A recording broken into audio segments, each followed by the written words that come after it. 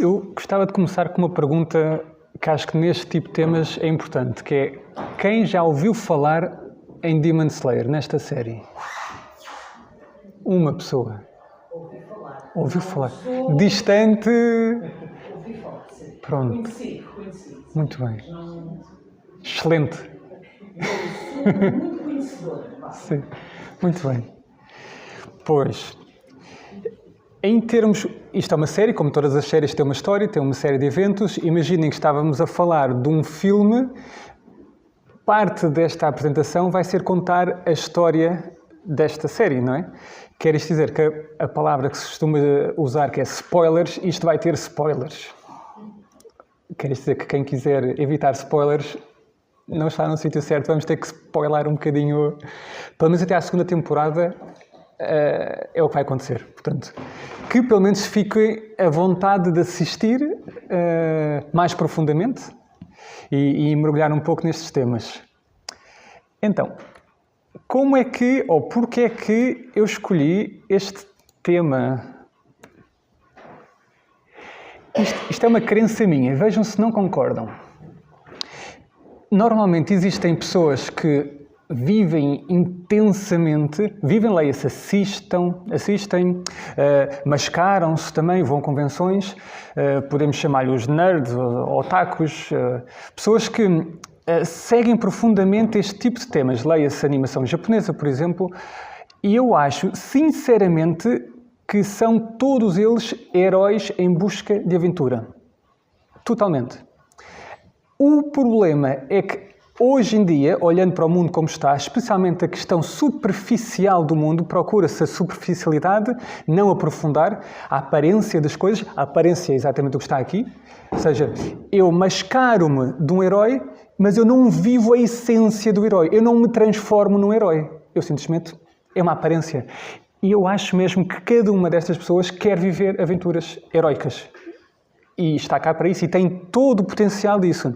Agora, esta via de expressão, para bem ou para mal, muitas vezes perde-se, penso eu, em jogar excessivamente durante demasiado tempo, ver séries, ver demasiado, no fundo, dedicar demasiado tempo da sua vida a uma coisa que era boa, melhor ainda vá, se fosse aplicada. E um pouco o que vamos tentar fazer hoje é ver a essência desta série, que ensinamentos conseguimos retirar deles para que possamos aplicá-los. Não é menos do que isto. Vamos tentar. Então, como é que esta história começa? Temos que começar com U/A. Isto é um mistério. O autor desta série, ou desta mangá, que é o nome que se dá, esta é a animação japonesa, tem esse nome, que esta personagem assina com este pseudónimo. Não é o nome real, não é o nome da criadora. E eu vou passar já a dizer da criadora, porque provavelmente é uma senhora. E isto já é interessante, porque normalmente não são os mangakas, que é o nome que se dá a isto, ou seja, pessoas que são autoras de mangás. Normalmente são rapazes, são homens novos. Sabemos sim a data de nascimento, terá 34 anos agora. Nasceu em 89, mas não se sabe nada desta personagem. Quem criou isto? Eu acho muito interessante. Claramente que é uma das séries de animação japonesa hoje em dia mais famosas. Ganhou o seu estatuto no meio de umas muito grandes e é a única pessoa que não se sabe quem é. Escolheu manter o anonimato. Eu diria muito boa ideia, porque senão estavam absolutamente a perseguir esta personagem, não ia ter a sua vida normal, então tem todo quase o benefício de criar uma história destas, sem a parte má, que é a ser perseguida por todo lado. Então não se sabe mais nada. Ela apresenta sempre com este crocodilozinho. E mais nada. Não se sabe mais nada. Porquê é que eu digo que provavelmente é uma ela? Porque saiu uns boatos de um editor da revista, porque as mangas saem em revistas, e apareceu um editor que deixou escapar o género ela. Ela a editora, a autora. Ela é estranho, porque normalmente seriam sempre eles. Portanto, não sabe quem é. Ficamos assim. Isto é só para termos uma ideia da dimensão atual do Demon Slayer. Isto é um avião que está lá atrás, da companhia aérea japonesa. É uma série que Ela foi criada, ou começou a ser publicada desde 2016 até 2020. Hoje em dia não, isto foi dados de 2021, estavam registrados 150 milhões de cópias já vendidas. Portanto, a nível mundial está a tornar-se uma série cada vez maior e é muito diferente das outras séries. Por isso é que eu acho que é interessante se conseguirmos mergulhar assim um pouco a fundo. Porquê que eu acho que é interessante? Porque o Demon Slayer é precisamente o caminho discipular mesmo, da via discipular, desde um rapazinho que tem um desastre tremendo, vamos contar-lhe a história, até que ele vai encontrando desafios, vai superando. No fundo, resume-se a série inteira a isto. Problemas que ele vai encontrando, ele vai superando. Problemas maiores, supera problemas maiores. Cada vez mais forte, treina. As séries japonesas têm muito aquele caráter de treino. Sempre que encontramos um problema, há que treinar até igualarmos a nossa força ao problema que estamos a enfrentar. Superamos o problema e não acabou. A seguir há um maior. E sempre igual. E penso que conseguimos rever-nos muito nisso na nossa própria vida. Quantas vezes encontramos um problema e quando superamos não atingimos este estado de plenitude. Aparece um maior, diferente às vezes, mas não acaba aí. Então, que possamos inspirar-nos pelos exemplos dessas personagens e da história que vamos ver. Como é que isto começa?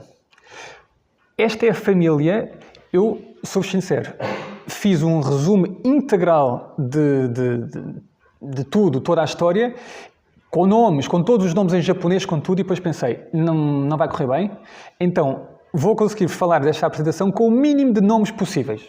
É isso, é essa a ideia. Então, esta é a família desta personagem que sim temos que ter o nome, porque é a personagem principal e vamos ter que repetir isto muitas vezes, que é o Tanjiro. Tanjiro. Que possamos decorar esta, porque é aquela. Acontece que na família do Tanjiro, o pai, que é aquele senhorzinho que está lá atrás, ele faleceu de uma doença, então a história começa já só com a família, que é a mãe e toda a filharada. E eles trabalham na montanha, o emprego, a profissão deles é produzir carvão, estão numa floresta.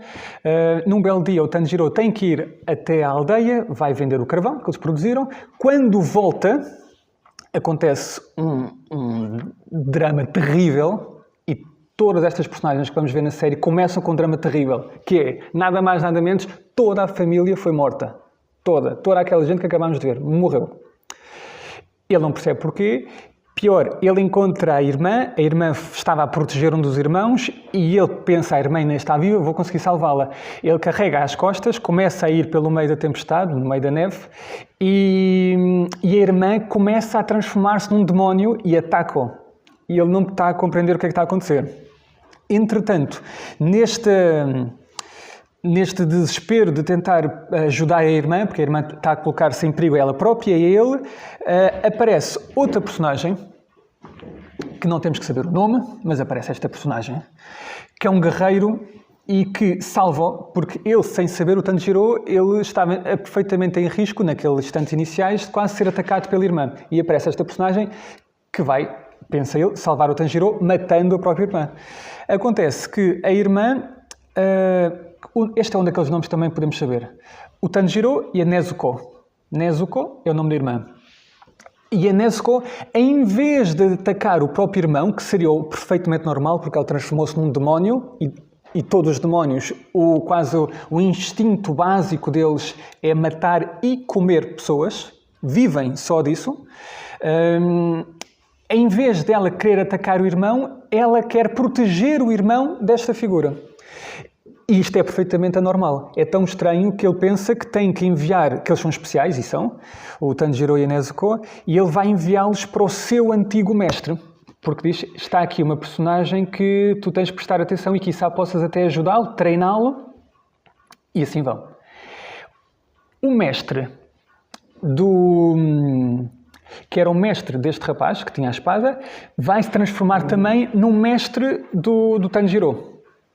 Porque ele começa muito inicialmente, de uma forma quase severa, a provocá-la, a dizer, tu tens que, a expressão que nós diríamos, tens que enrijar, porque estamos numa situação terrível e a tua irmã está transformada num demónio e vais enfrentar imensas dificuldades, não podes ter uma perspectiva quase doce ou mole da vida, já não dá para isso. Então, este mestre acaba por despertar a sua consciência. E isto é muito interessante, porque, e é só aqui gente adulta, vou-vos dizer exatamente o que é que ele diz. Ele pergunta-lhe, o que é que acontece se a tua irmã ferir ou, pior, matar alguém? E ele insiste, o Tanjiro, não vai acontecer, nunca acontecerá. E ele diz, e que se acontecer? Ele, obviamente, não foi assim tão longe nas suas reflexões. E ele diz-lhe, não diz menos que isto, o mestre dele. Tu tens que, logo a seguir, matares a tua irmã, porque é tão grave que não pode acontecer, e tu tens que suicidar depois. Isto é uma mentalidade japonesa. Existe um tipo de ritual que se chama seppuku, que é um ritual, é um suicídio ritual, como se fosse uma forma de repor a honra manchada. Ele não lhe diz menos que isto. Quer isto dizer que o próprio mestre, este mestre que ele tem, já lhe está a abrir a consciência para ter uma visão que de antes ele preocupava-se consigo ou com a irmã, de repente não, ele tem que se preocupar com a humanidade inteira, porque a irmã pode sim, de facto, fazer mal a qualquer pessoa. E ele e a responsabilidade dele impedir, ele diz a mesma expressão, é o teu dever sagrado impedir que isto aconteça. Que a tua irmã ataque outra pessoa. O Tanjiro começa a escrever um diário, que por sinal é uma coisa muito importante para quando estamos a ter leituras, reflexões, é muito bom sempre escrever um diáriozinho, e o que faz o Tanjiro é escrever todo o tipo de conquistas, todo o tipo de dificuldades, ensinamentos que o mestre dele lhe vai passando. E, além do diário, o treino é terrível. Isto é só ele aprender a cair, porque ele não sabia cair, ele não sabia pegar na espada, ele não sabia... faltava-lhe o básico, faltava-lhe saber respirar, e que muitas vezes eu diria que nós também não sabemos correr, não sabemos respirar, não sabemos cair. Se fosse preciso cair, não saberíamos. Então, o Tanjiro tem que aprender o básico dos básicos. A certa altura passa-lhe uma espada para a mão, porque ele tem que usar uma espada. Todos estes guerreiros usam espadas. E fica a grande missão de passar lá numa montanha que tem de descer, é tudo extremamente difícil. E quando passa um ano, o mestre do Tanjiro chega a um ponto que lhe diz: não tenho mais nada para te ensinar, a tua grande prova agora é cortar um pedregulho enorme, como se fosse um pedregulho também desta mesa. Cortar com uma espada. E o Tanjiro pensa, mas eu tenho uma espada... de aço, que se parte, como é óbvio. Eu não vou conseguir cortar uma coisa que é do tamanho quase de uma casa. E assim fica. O Tanjiro continua a treinar, continua a esforçar-se. Aparecem estas duas personagens um pouco misteriosas. São duas crianças, não é preciso pensarmos muito no assunto, mas vai-se perceber que elas são importantes. Eventualmente o Tanjiro, sim, consegue cortar este pedregulho. Isto é o momento bonito em que ele consegue, e é interessante porque o próprio mestre dele não queria que ele conseguisse cortar o pedregulho, porque sabia o que é que isto implicaria. Se ele conseguisse cortar este pedregulho, queria dizer que ele podia ter acesso ao exame final, que ele sabia, por experiência própria, porque vários dos seus discípulos já tinham tentado fazer este exame e morrido, sabia que era um risco tremendo. Então ele não queria por medo, não por mais nada, que o Tanjiro fosse submetido a essa prova. Mas ainda assim, isto é um pouco, penso que se retira desta experiência, quando queremos muito uma coisa, há quase que esforçar-nos tanto que forçamos quase as portas do destino a abrirem-se.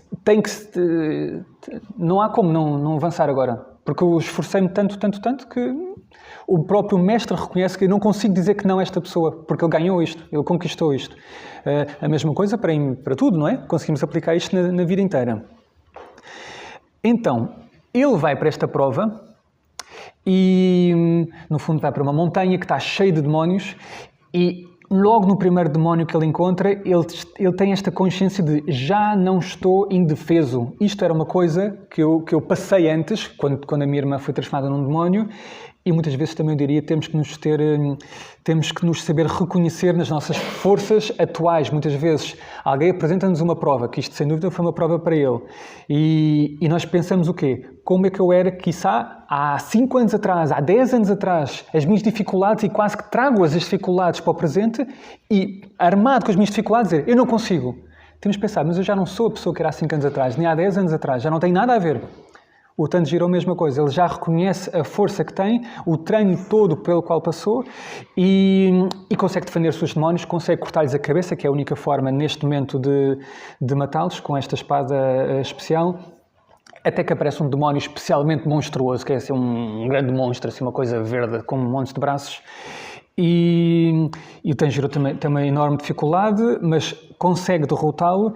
E no momento em que ele derrota este demónio, isto é a mão do demónio, para terem ideia, acontece uma coisa incrivelmente bonita, que é o demónio começa a chorar e começa a lembrar-se porque ele, entretanto, já tinha esquecido o seu passado, ele já nem se lembrava há quanto tempo é que ele lá estava. E ele começa a sentir saudades do seu próprio irmão, quando ele era humano, e a pensar que queria estar com o irmão outra vez. Ele que está prestes a morrer, a desintegrar-se, a transformar-se em cinzas.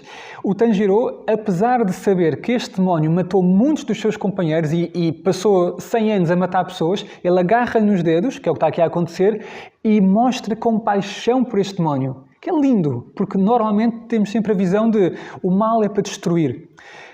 Não necessariamente apenas, neste caso sem dúvida, mas além de, porque é uma questão, e o Tanjiro é muito único nesse aspecto, não é só a necessidade de destruir este demónio, porque sim, ele está e vai matar pessoas, mas podemos fazê-lo com humanidade, com compaixão. E o Tanjiro é um exemplo incrível nisso. Ele agarra a mão do demónio justamente porque o demónio se sentia sozinho naqueles últimos instantes e reza por ele, para que ele possa ter uma passagem. Esta série fala muito no conceito de uma vida depois da morte, ou de uma vida contínua, fala muito em reencarnação, é muito interessante por isso, e ele reza que ele possa reencarnar outra vez e ter uma vida melhor do que aquele teve, que foi duríssima. Então, o Tanjiro consegue passar a prova, ele já é um Demon Slayer, um destruidor de demónios, e quando ele regressa até à cabana onde ficou a irmã dele, porque a irmã não o acompanhou nesta prova, ele recebe uma espada, que é uma espada mágica, que é uma espada que é no fundo, uma das armas que conseguem matar demónios, porque ela, de certa forma, foi obtida de um minério que estava numa montanha, que estava sempre a receber a luz do sol, quase como quem está a dizer, o que mata demónios é o sol, no fundo, porque os demónios não podem apanhar sol, isto é outro pormenor. Eles se apanham o mínimo raio de sol, eles desintegram-se, então a espada também é como se fosse sol concentrado, por isso consegue matá-los. E esta parte é muito interessante, porque no instante em que ele recebe esta espada, ele já é responsável e imediatamente aparece uma gralha, que é o que está ali, que é uma gralha que fala, como se fosse literalmente a sua consciência, a dizer-lhe: tens que ir para aquela vila, tens que salvar as pessoas, estão a desaparecer raparigas. Imediato. Conseguimos, penso eu, fazer a ponte facilmente com a nossa vida, porque muitas vezes somos responsáveis ao ponto. Por exemplo, não é que nós façamos mal a alguém, mas muitas vezes deixamos de fazer o bem, deixamos de fazer algo que devíamos ter feito, não dizemos a palavra certa naquele momento, ficamos à espera. É um problema também, é uma falha. Não é só fazer o mal, não fazer o bem é uma falha. E no momento em que o Tanjiro recebe a espada, é como se o destino dissesse: és responsável pela vida destas pessoas, tens que ir agora. As pessoas que estão a desaparecer, porque neste caso era o que estava a acontecer, a vida delas está agora nas tuas mãos. Porque tu podes fazer uma coisa, tens uma espada, tens o conhecimento, tens técnica, tens que ir. E ele vai. Ele vai encontrar uma espécie de uma vila, onde existe uma série de raparigas que estão a desaparecer. Há uns demónios que estão a uns demónios tipo, que estão num pântano, é assim uma coisa que não é assim tão importante. Ele consegue derrotá-las. Daí ele é chamado justamente por esta gralha que está sempre a dizer por onde é que ele tem que ir a seguir. Vai até Tóquio. Tóquio, na época, isto passa-se na época Taisho. Quer isto dizer que pensemos, já existe comboios a vapor, já existe eletricidade, está nessa transição. E eles usam espadas porque é a forma, de facto, que têm para derrotá-los.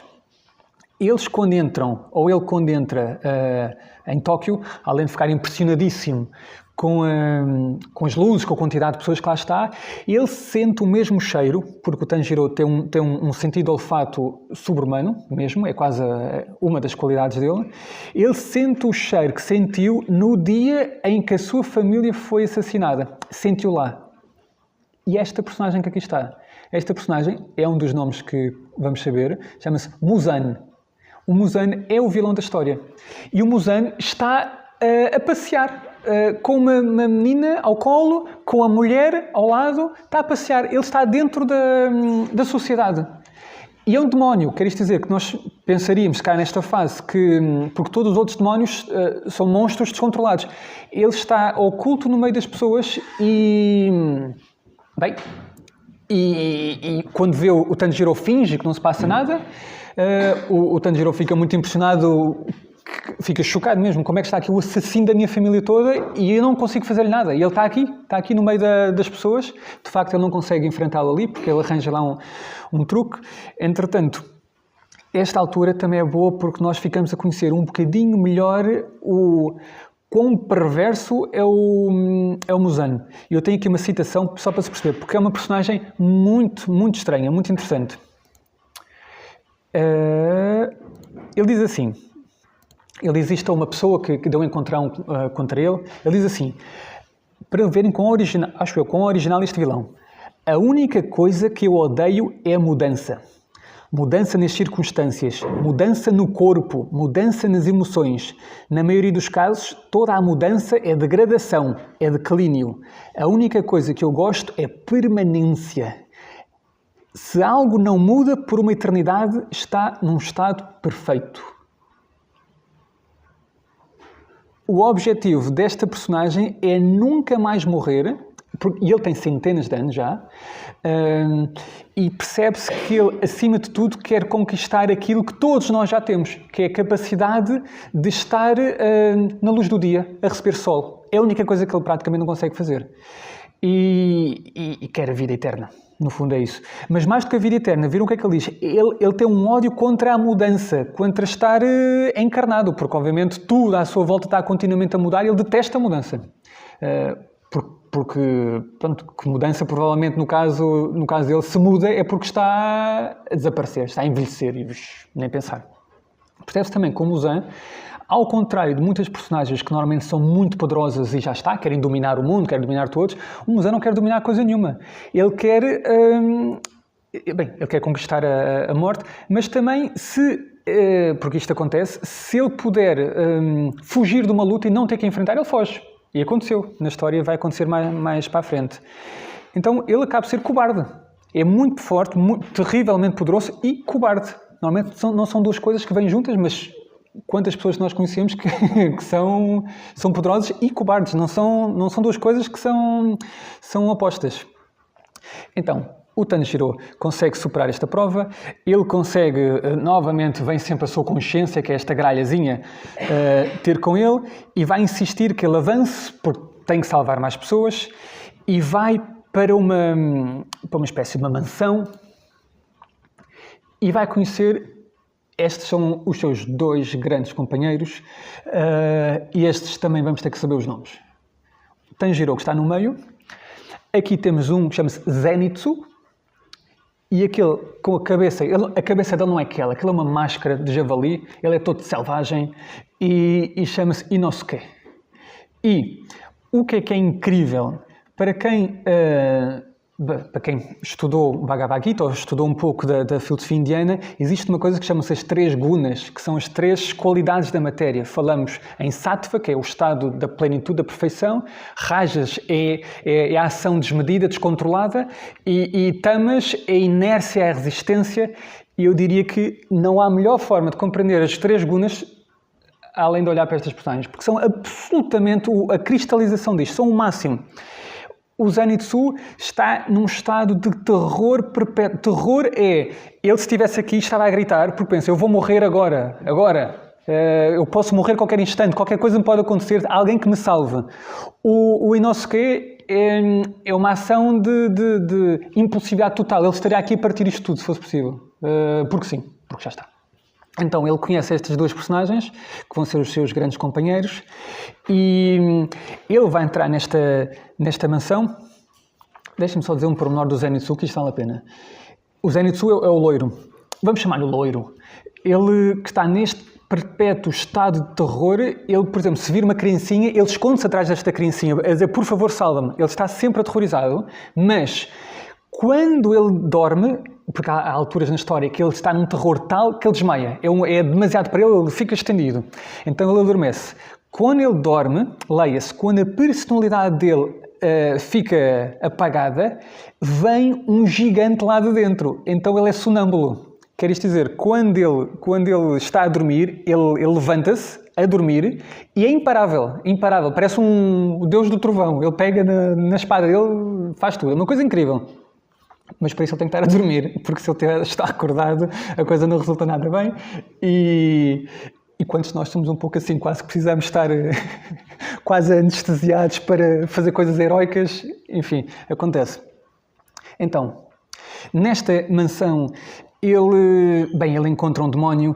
Novamente este demónio, ele teve um trauma terrível quando era humano e o trauma dele é que ele era artista e ele queria acima de tudo que as suas obras fossem reconhecidas. Já está. Não queria mais nada, mas não foi reconhecido, gozavam com ele, pisavam os desenhos que ele fazia. Enfim, e ele começa a recorrer, pronto, vamos ver um pouco mais lá para a frente, mas todos os demónios foram outrora pessoas que não conseguiram ultrapassar uma situação traumática.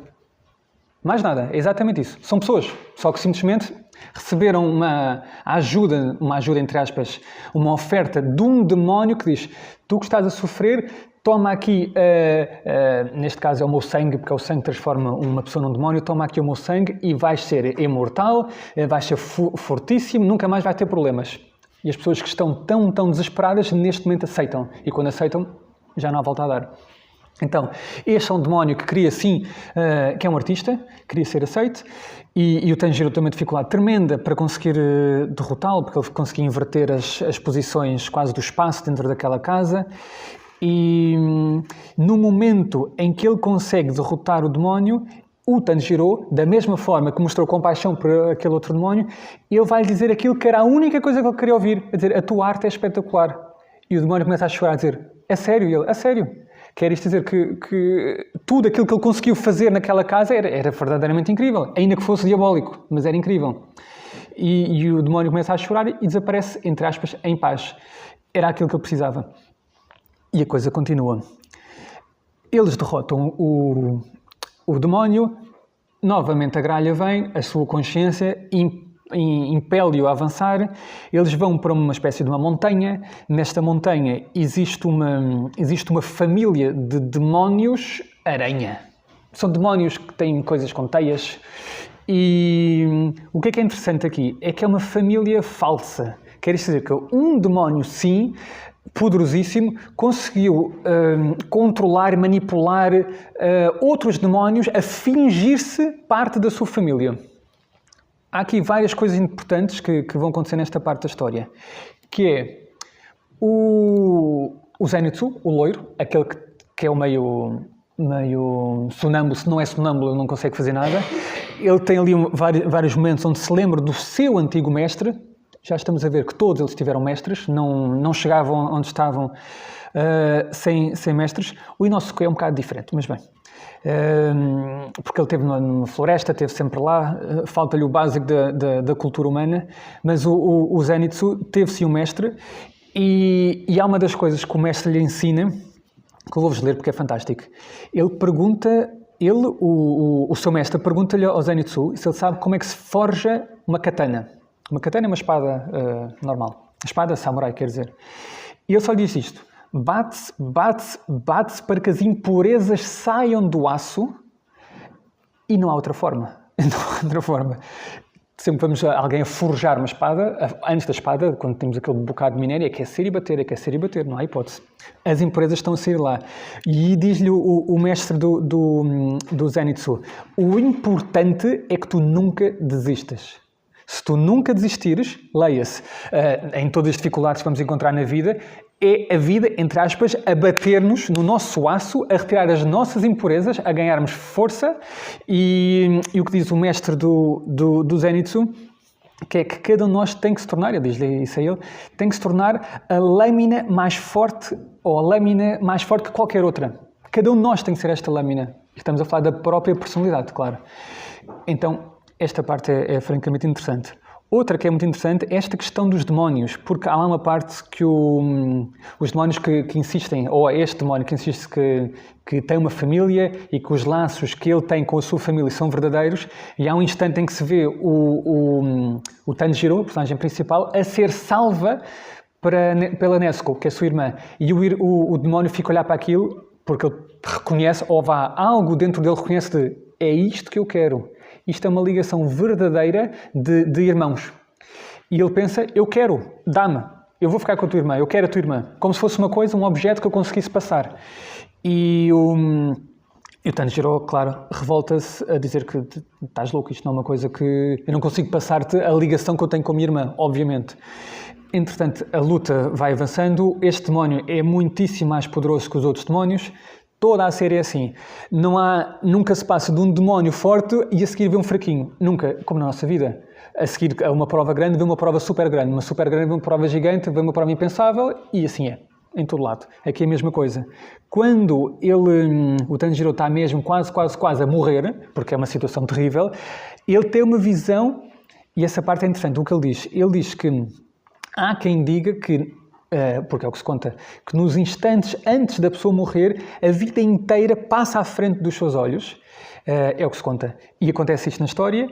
E o que é que ele vê? Vê o pai dele, as memórias que ele tinha do pai, a fazer uma espécie de uma dança/luta, assim um pouco misteriosa, e ele percebe que aquilo é a solução para conseguir derrotar este demónio. Ao mesmo tempo, a Nezuko, que está numa situação bastante terrível, está pendurada, se eu conseguisse mostrar,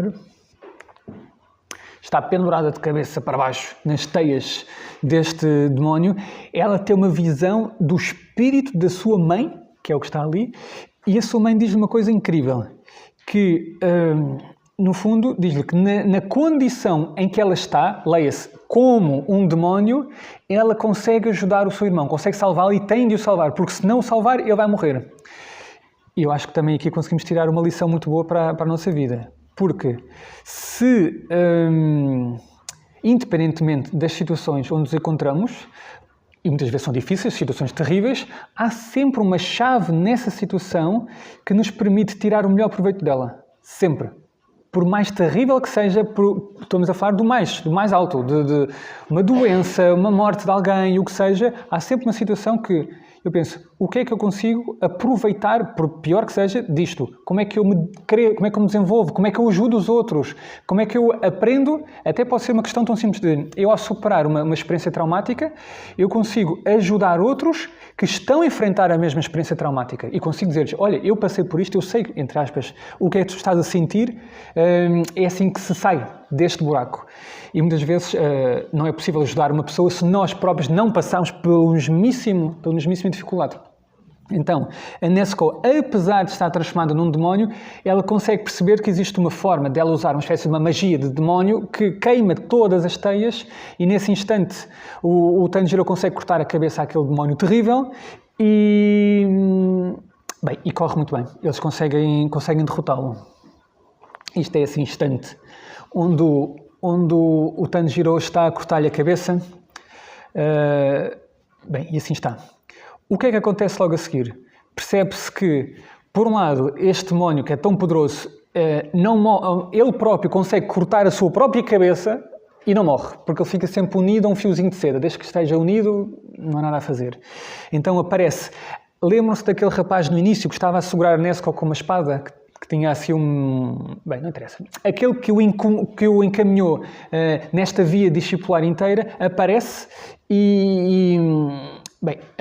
mata este demónio super poderoso ou seja, indiretamente salva a Nezuko, que é um demónio, e isto é contra o código dos Demon Slayers, não se pode salvar demónios, é justamente ao contrário, eles existem para destruir demónios. Então cria-se aqui um conflito, onde aparecem estas duas personagens muito poderosas, que eles começam a lutar e no fundo vão ter que ser julgados. Aquilo, entretanto, aparece uma gralha que diz que estão todos convocados a aparecer numa reunião e o Tanjiro tem que ser julgado porque este demónio, este que é a sua irmã, temos que decidir o que fazer com eles.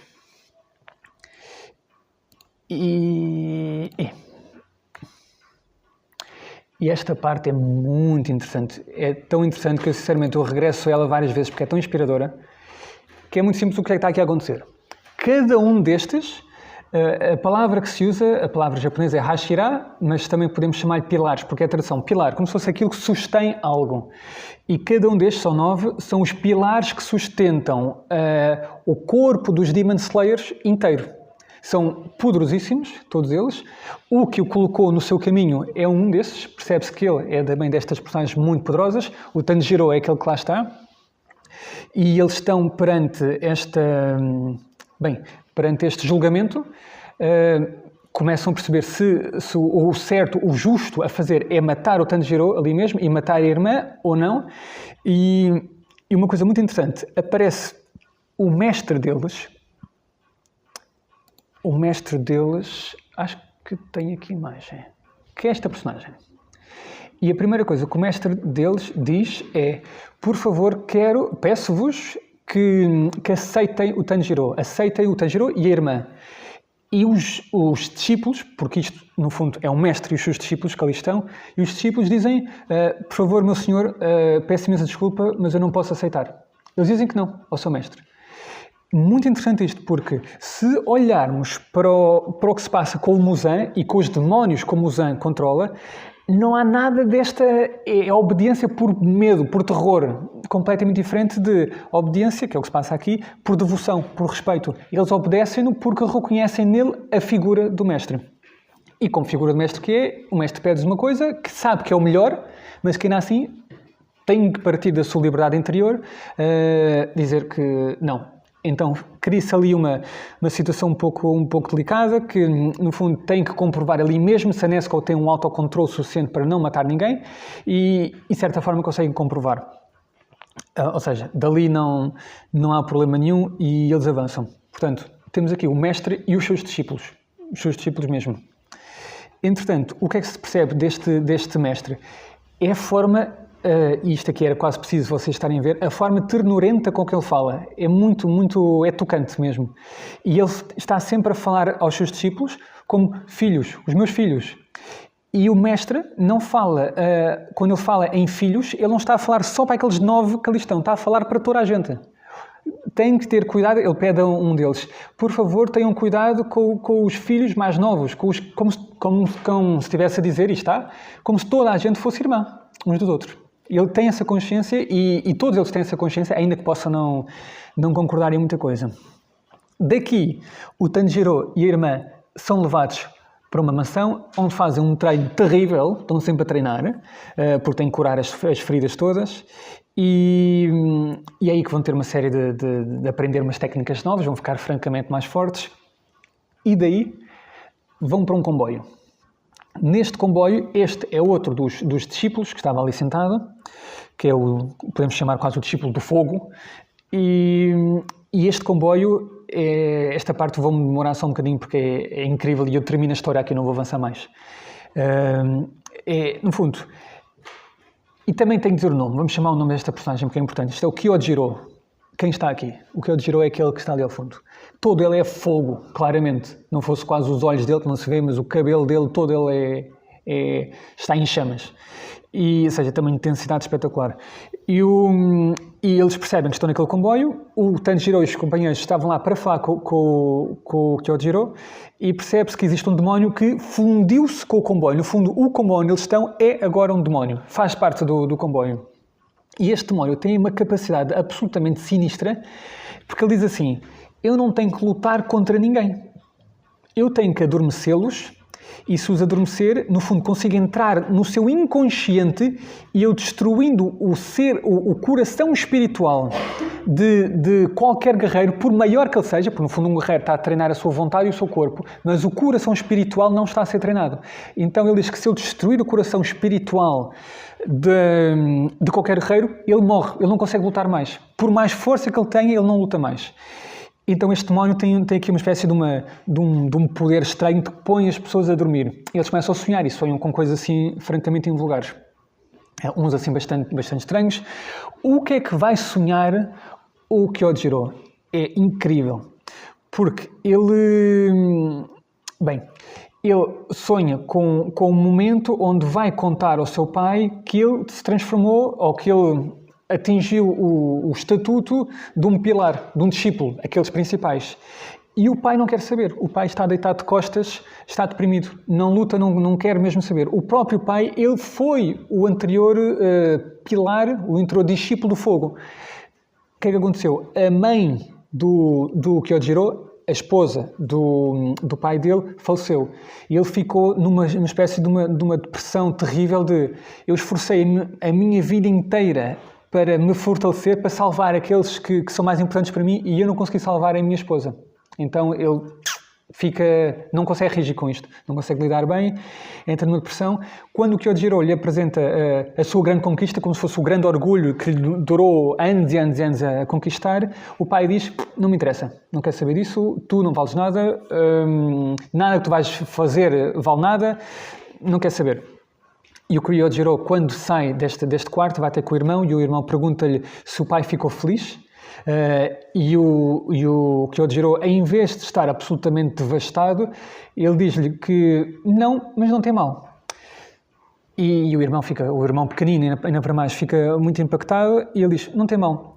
Tu tens um irmão que te apoia, tudo o que tu tentares conquistar na vida vais conseguir, vai correr tudo muito bem, temos os dois que nos esforçar, por mais sozinhos que nos sintamos.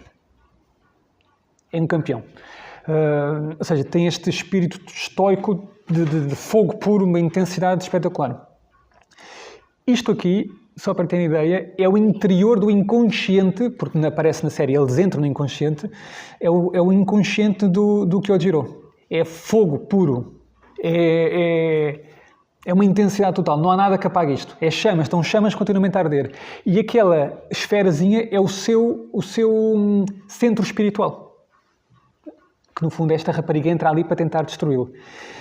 O que é que acontece? No momento em que ela vai tentar destruir o centro espiritual, como se o corpo físico do Kyojiro estivesse tão treinado que no mundo real, ou seja, não dentro do sonho, o corpo dele levanta-se automaticamente e ataca a rapariga, portanto ela nem sequer consegue atacá-lo. E isto é o inconsciente do Tanjiro. Leia-se. É luz pura, é quase fantástico. O centro espiritual do Tanjiro é um sol autêntico.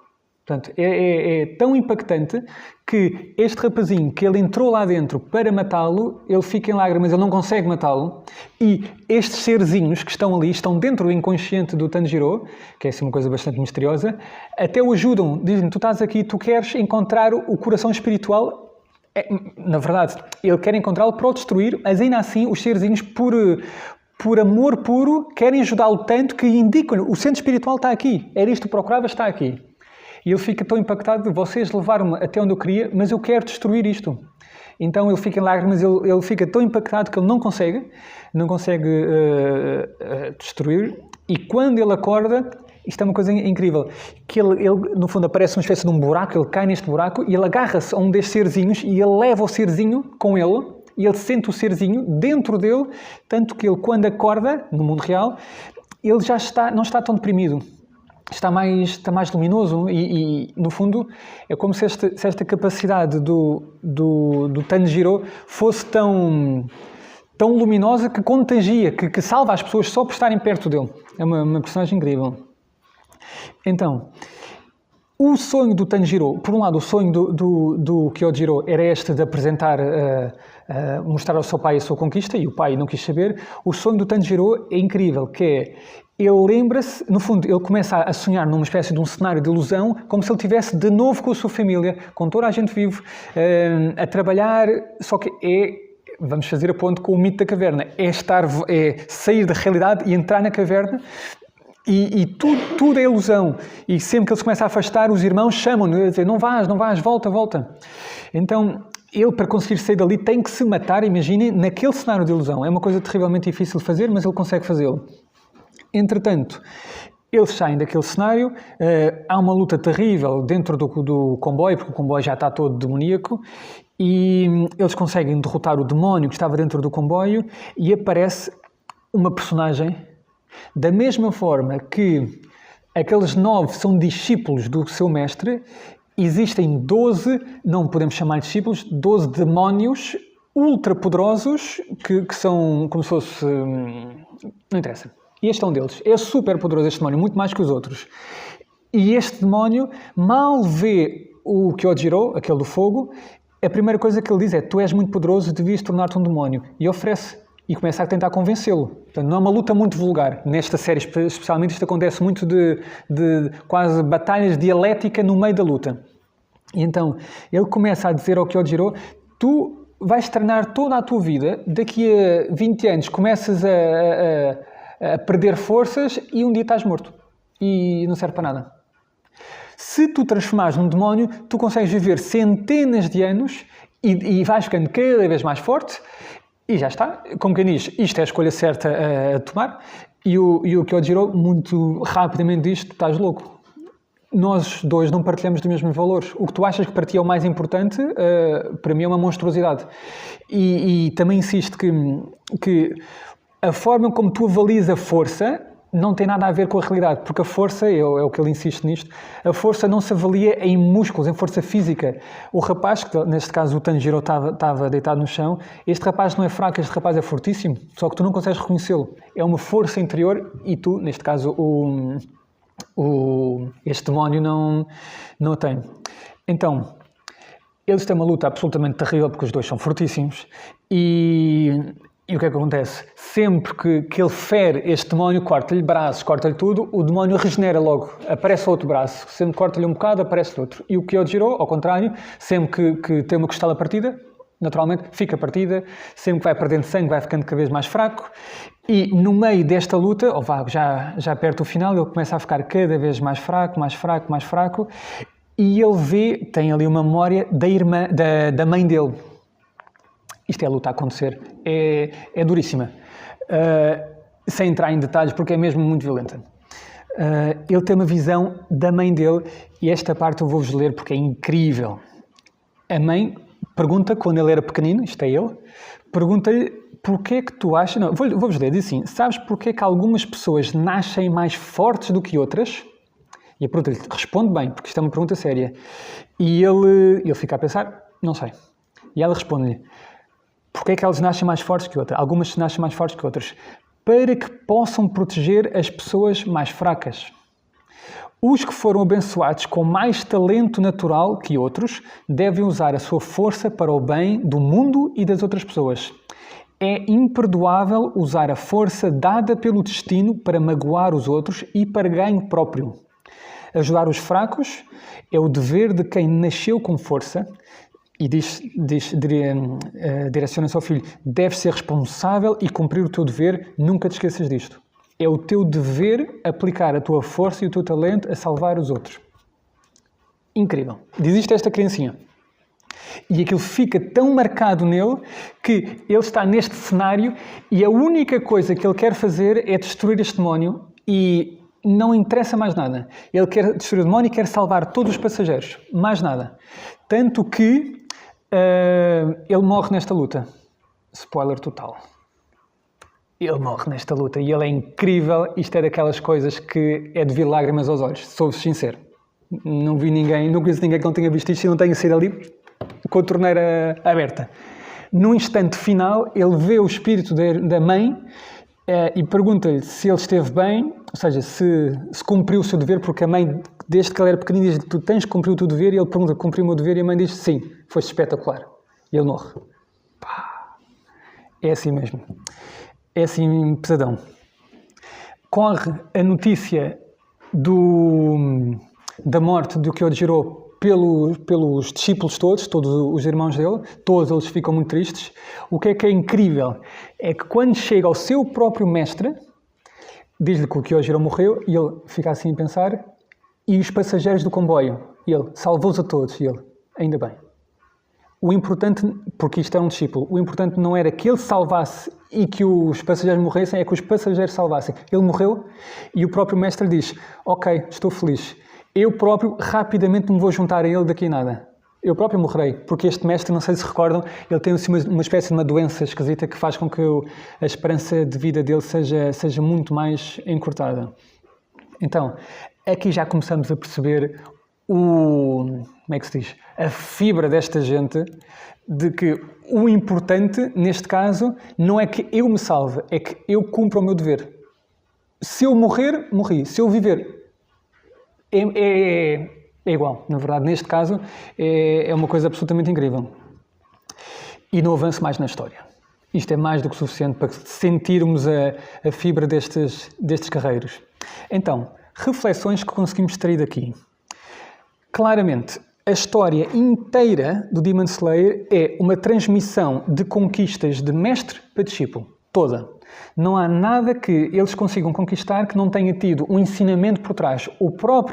A própria dança/luta, que o Tanjiro relembra que o seu pai, no fundo aquele demónio esquisito aranha que o seu pai fazia, foi transmitida pelos seus antepassados. Os seus antepassados foi transmitido por um grande guerreiro. No fundo, houve uma sequência de ensinamentos que foram transmitidos. Eles chegam até ao Tanjiro e é isso que lhe permite sobreviver àquela luta.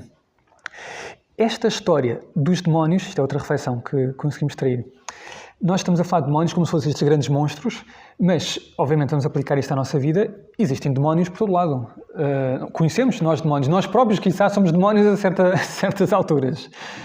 Temos as nossas capacidades esquisitas, conseguimos fazer coisas, sugar a vitalidade de outras pessoas, o tempo, o que seja. Ou seja, existem, sem dúvida, estes demónios que são o quê? São pessoas que caíram, são pessoas normais. Nós encontramos na rua, muitas vezes.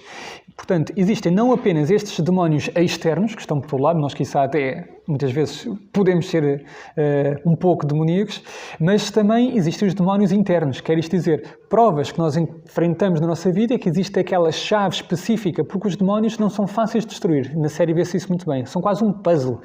E muitas vezes na nossa vida nós encontramos provas que há que encará-lo como se fosse um destes demónios, que é como é que eu consigo contornar este problema, como é que eu consigo dar-lhe a volta, porque há uma chave que eu tenho que perceber aqui e muitas vezes não é aparente. Quando nós vemos os demónios e quando vemos os discípulos, é óbvio dizer, são completamente diferentes. Uns são sacrifício, altruísmo puro e os outros são egoísmo puro. Mas eles partem do mesmo. Isto é muito interessante e na série torna-se muito claro. Porque, por um lado, todos eles começaram com alguma experiência traumática. Todos eles. Nós temos um destes discípulos que, na verdade, normalmente os discípulos foram maltratados, tiveram experiência traumática com demónios e na altura onde estão mais em baixo, onde as coisas não podiam estar piores, aparece uma mão que os ajuda, puxa-os para cima e a partir daí oferece-lhes a escolha de envergarem por um caminho terrivelmente duro de treino e de sacrifício. E eles aceitam. Portanto, são os dois responsáveis um pouco por isto. Do lado dos demónios, muitas vezes são pessoas que foram maltratadas por outras pessoas, isto é importante, e no momento onde estão mais em baixo, não podiam estar piores, aparece uma, entre aspas, ajuda de quem? De um demónio. E vai-lhes dizer o quê? Eu tenho a solução para os teus problemas. Dá-me aqui a mão que isto vai tudo acabar e as coisas vão correr bem. Quer isto dizer que todos os demónios e todos os discípulos partem um pouco do mesmo. Vêm todos deste percurso assim, um pouco traumático. Outra ideia que é importante, esta ideia de mestre. Porque nós vimos que o Muzan, aquele que tem horror à mudança, que anda a torturar tudo o que é demónio, só faz coisas horríveis, eles seguem-no por medo. Toda a gente segue-o por medo, porque se não seguir, ele consegue fazer os demónios morrer assim, à distância. Todos os outros seguem este mestre porque ele lidera pelo seu próprio exemplo, porque ele se sacrifica pela humanidade inteira.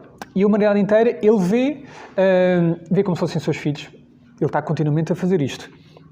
Então, ele também diz uma coisa muito interessante, que ele diz que ele não se vê superior aos outros, que é aquele que ali está, mas os outros tratam-no como se ele fosse. Não é que ele seja, ele não se sente assim. E ele próprio chega a dizer isto, se eu pudesse lutar, eu estava lá todos os dias a lutar convosco, mas eu não consigo. Ele tem aquela doença que acaba por ser tão incapacitante que ele não consegue estar está no meio da batalha com os seus discípulos. Outra ideia interessante é que, e aqui já um pouco para passar a responsabilidade para nós, é que quando nós estamos a ver na nossa vida e dificuldades, pessoas que precisam da nossa ajuda, nós temos uma responsabilidade tremenda em muitas coisas, mas uma delas temos responsabilidade para nos esforçarmos. Termos esforço, para nos esforçarmos mesmo, em tudo. Eu consigo esforçar-me em coisas pequenas. Não temos que andar a lutar contra um demónio. Coisas simples. Esforçar-me para ter um olhar carinhoso, um gesto, uma palavra amável. Há alturas que, como eu vos disse no início, é quase tão mau fazer uma coisa errada como deixar de fazer uma coisa boa. E muitas vezes nós podíamos ter feito uma coisa boa e não fazemos. Por isso, é fundamental termos a consciência que devemos nos esforçar em tudo o que fazemos, mas não por nós, porque isto seria a via quase demoníaca, não nos esforçarmos por nós, esforçarmos pelos outros, pelo bem dos outros, porque, na verdade, os outros quem são? São a nossa família, somos irmãos. Já está. Da mesma forma que eu consigo reconhecer um laço de sangue, eu conseguiria reconhecer quase um laço espiritual da humanidade inteira e todos nós somos irmãos, logo devíamos esforçar-nos para nos ajudar. Outra coisa importante é que quando nos fortalecemos, e temos sempre a possibilidade de nos fortalecer em tudo, eu consigo fortalecer-me mentalmente, fisicamente, em tudo, há que fazer sempre isso, porque pode surgir a situação onde temos de salvar alguém. Não é por mim, mas pode haver alguém que algum dia precise da nossa ajuda, a todos os aspectos. Novamente, uma palavra bem colocada. Se eu nunca li, se eu nunca refleti, se eu nunca fiz nada, e vejo uma pessoa que está em apuros, eu estou lá dela e eu penso, eu não tenho nada para te dizer, eu nunca pensei nisto, não faço ideia. Por outro lado, se eu tive reflexões, se eu tive vivências, se eu passei por provas, se eu superei, eu consigo perfeitamente ajudar alguém. Muitas vezes há que pensar que caminhamos não apenas por nós, muito importante caminhamos pelos outros. Super importante isto. Por isso, temos totalmente esta responsabilidade de sermos bons exemplos. Porque há que pensar sempre isto, nunca estamos sozinhos em nada, estamos sempre a fazer qualquer coisa e há sempre alguém a olhar para nós. Em todo lado. Nem que seja atravessar a passadeira. Há sempre alguém a olhar para nós.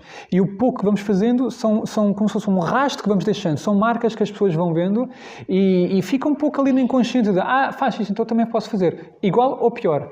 Por isso, há que ter consciência que estamos muito unidos nisto tudo. E tal como os pilares, aqueles discípulos que receberam a ajuda na altura certa, muitas vezes nós temos a capacidade de ajudar uma pessoa na altura certa. Quase que as nossas palavras, os nossos gestos carinhosos, a nossa compaixão que conseguimos transmitir, muitas vezes pode ser aquilo que faz com que uma pessoa, metaforicamente falando, se transforme ou num discípulo ou num demónio. Uma palavra não dita ou mal dita na altura errada, quando a pessoa está mais sensível, mais frágil, destrói alguém. Mesmo. É preciso ter muita consciência com isto. Se esta pessoa está a precisar de ajuda, no momento em que ela está mais em baixo, se eu a ajudar, a pessoa eleva-se totalmente. Porque às vezes consigo fazer isto. Desculpa, hoje não tenho tempo. Cai. E cai mesmo. Portanto, há que ter consciência da responsabilidade que temos. Não apenas pelos outros, como já disse, mas também outra grande responsabilidade, e termina assim, é de transmitir as nossas conquistas. Passámos uma vida inteira, neste cenário que estamos a falar, a fortalecer-nos, a termos leituras, a reflexões, estamos aptos para ajudar alguém, há que transmitir. Não faz sentido nenhum eu passar uma vida sozinho, a ser um grandíssimo discípulo, fortíssimo, e não ajudo ninguém, e não transmito ninguém. A questão da transmissão é que é a chave disto. Transmitir, quando falamos às próximas gerações, estamos a falar de todo o ideal de educação. Aos mais novos, ou não, mesmo não sejam novos, mas conseguir transmitir isto. Porque toda a ideia desta cadeia de mestre-discípulo, e sem dúvida que esta série é como se fosse um exemplo prático do discipulado, da disciplina, no fundo, a aplicação deste tipo de vivências, é algo que penso eu conseguimos todos nós aprender muito. E agora, espero que tenham ficado minimamente intrigados com a coisa, pelo menos que investiguem ou que vejam os episódios. Previno-vos, é um pouco violento. Saltem além da violência, da aparência disto, porque por trás isto é uma série incrível. Vale muito, muito a pena. Muito obrigado por todos estarem.